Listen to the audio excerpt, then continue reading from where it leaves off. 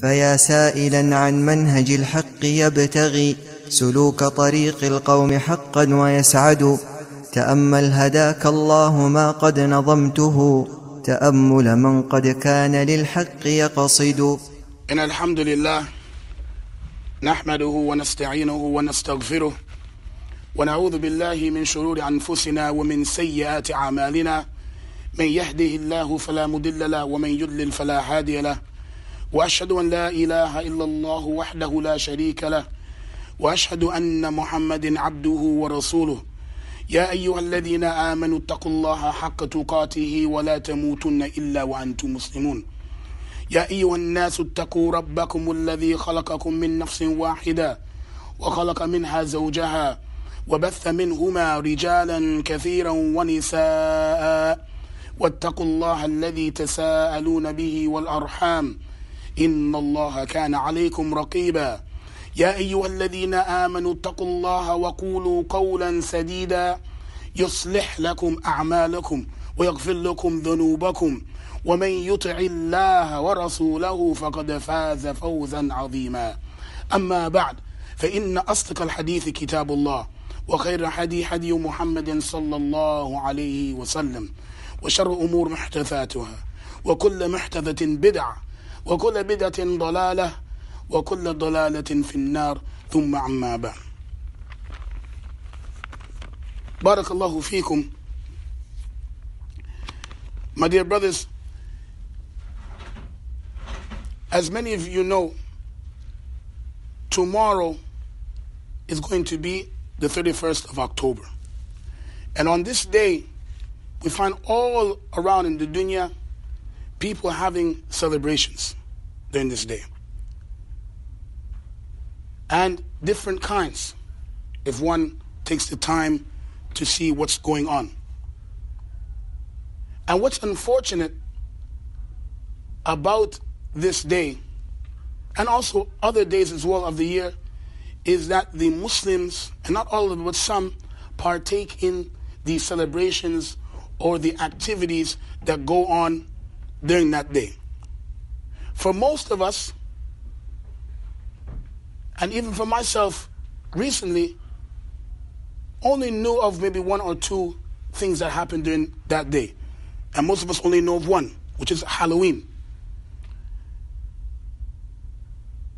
But there are other days as well.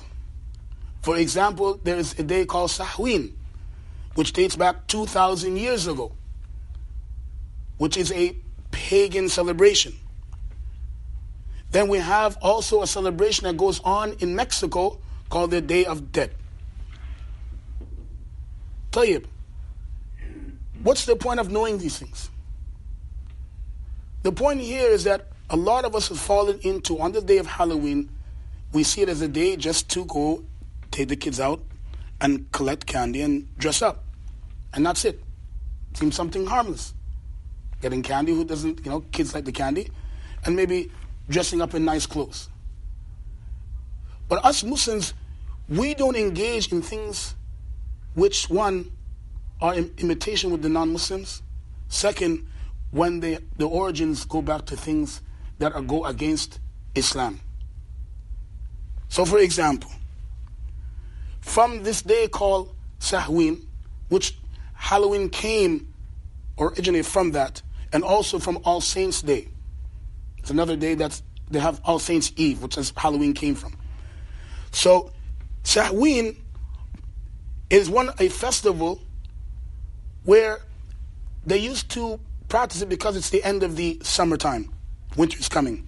So usually when winter comes, you can't grow things in the wintertime, right? So you start to harvest your vegetables, your fruits, whatever. Seems harmless. But on top of that was also the day that they remembered their dead, that they celebrated their dead, that they speak to their dead. All right?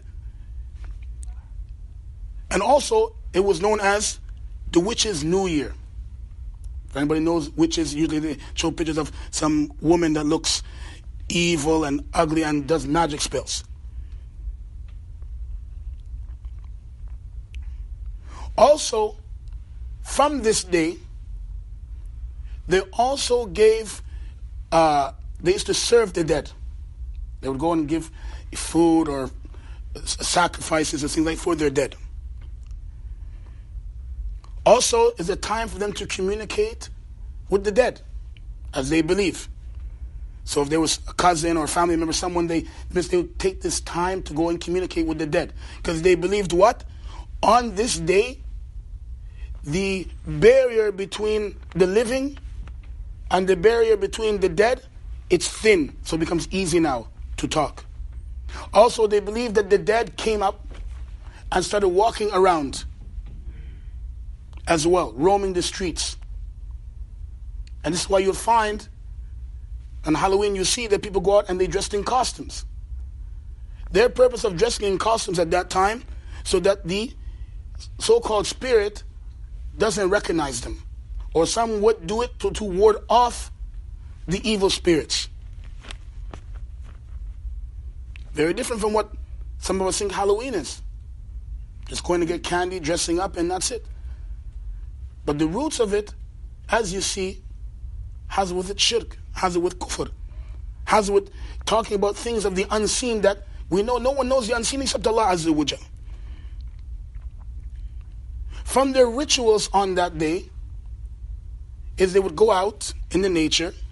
Because you got to remember, the people here that were celebrating this time, and it goes back to Ireland and the Celtics, they didn't believe in one ilah, Allah. They believed in different deities and different gods. Gods for this, God for that. So what they would do, they go out into the nature. They would collect things, bring it back home. Then they would set up their table and make different foods. And that table was considered sacred. That table for that night, that's a special table. So they make certain foods. After they prepared their foods, they go outside either to their garden or to wherever. They collect things that have to do with plants, dead plants, and they will make an idol. Either the idol is male, or you can choose a female for that day. Then they will take that idol, bring it inside the house, at the table, and bring a plate of food for the idol, offering food to the idol. After they ate with the idol, whatever leftovers are left from the food, they give it to the spirits outside to eat. Then they keep that idol in a special place in the house, special, nice, better than whatever they have in their home, during the winter time. When the winter time is done, they take that idol, they put it outside. During the springtime, that idol is there to protect whatever's going to come and grow. Then, after the springtime, they have another celebration. They take the idol and they burn the idol. They made their ilah, then they destroyed their ilah. All this is from the origins of Halloween. Something that we go and take, and I would say we, I mean you here, but some of us Muslims, go and take our children out. And we make excuses, they're just going to get candy and dress up. But you're getting them to partake into something. And by the way, this thing from the Irish, till this day they're still practicing it. It's not something that has gone. They still practice what I've mentioned to you till this day. And they go out dressed up as well.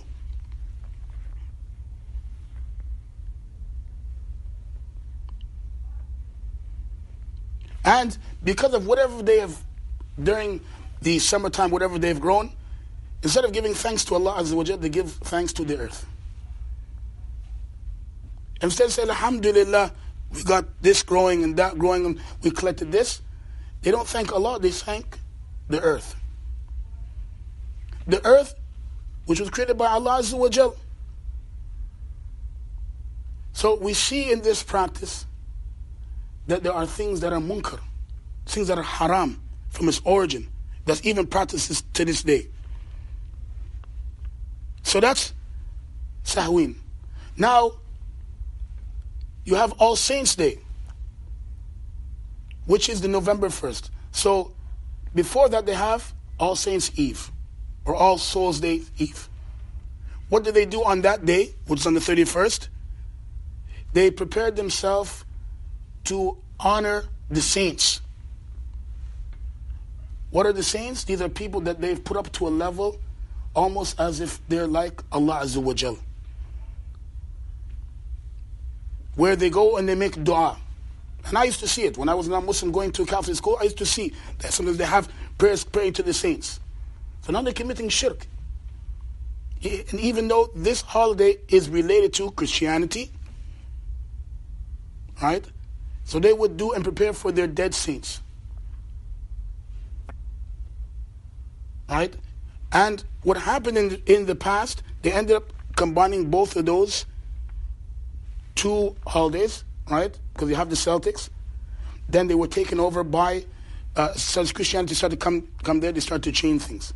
And the Pope at that time combined and made it a holiday. Then in Mexico now, on the same day, but they celebrate it for 31st, November 1st, and November 2nd, 3 days.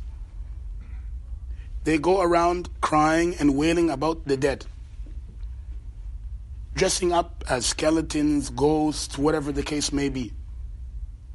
And they believe on the first day, November 1st, so the night they're preparing, on November 1st, that's the day the souls of their children come down with them and they can be with them.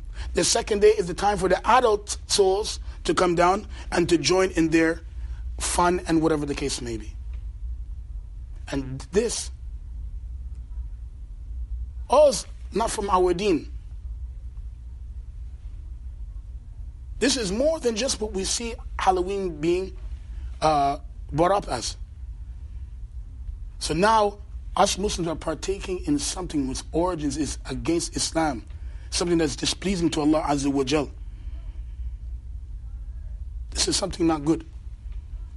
So we have to take our time, especially living in a non-Muslim country where there's going to be a lot of things that are not from Islam, for us to go back and research and know what it is. That's the least we can do. And at least teach our children, our neighbors, when we see other Muslims going out with their kids, talk to them. If they listen to you, alhamdulillah. If they don't listen to you, you did your job. Your job was to inform. لا يؤمن أحدكم حتى يحب لأخيه ومثل نفسه. You love for yourself someone to stop you from doing something wrong, then talk to your brother, talk to your sister, talk to your neighbor that's Muslim, and explain to them. We ask Allah Azza wa Jal to protect us from ignorance and evil, and we ask Allah subhanahu wa ta'ala to keep us straight on the straight path. أقول قولي هذا واستغفر الله لي ولكم فاستغفروا إنه هو الغفور الرحيم.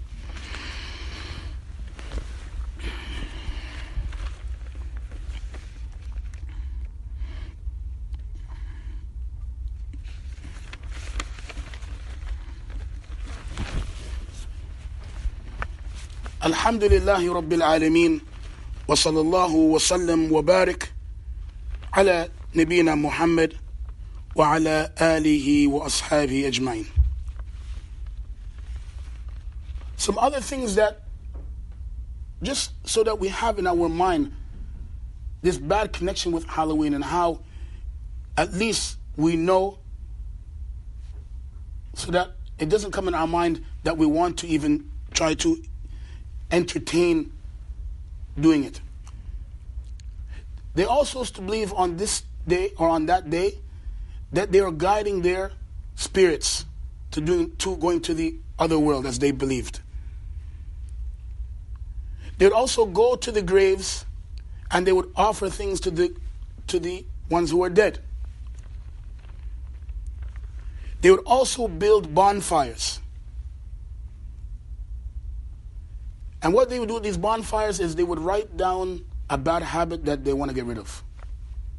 Not like us, if we're doing something wrong, we know it's wrong, what are we going to do? We're going to ask Allah, Allah, help me to get away from this bad habit I have. You're going to stop, you're going to make tawbah, you're going to seek Allah's forgiveness. But they would write down this bad habit and throw it in the fire.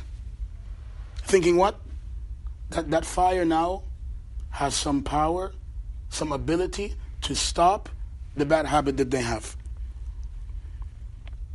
And they would call on some of their gods during that time, That's one they have called the crone goddess and the horned god of nature. So we see in it, this day it has with it shirk, which Allah has forbidden. And whoever dies upon shirk, their abode is Jahannam. So what should we do now? What should we do? Especially with our children. Especially some of us, our children are going to the public schools. Some of us are not fortunate or don't have the ability to homeschool or to take our kids to Islamic schools. So they're going to the public schools. They're hearing about Halloween. They're seeing other children having fun. So what are we to do? One, we need to educate them.